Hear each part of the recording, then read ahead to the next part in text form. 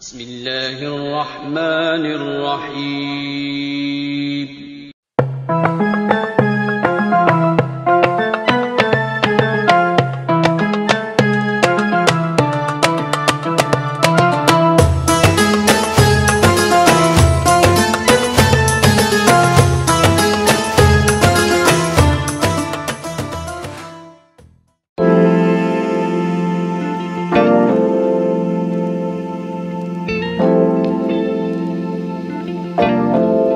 تین کھانے کے چمچ نمک ڈالیں یا حسب ذائقہ استعمال کریں۔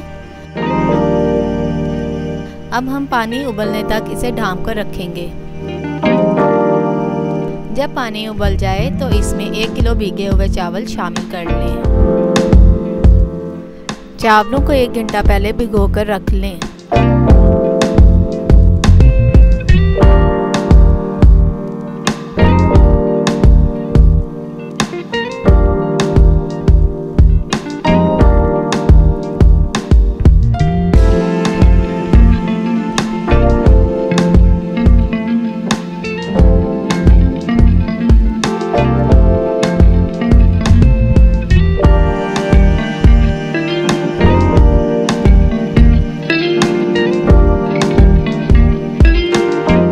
جب چاول ابلنا شروع ہو جائیں تو ہم اس سے سارا پانی نکال لیں گے۔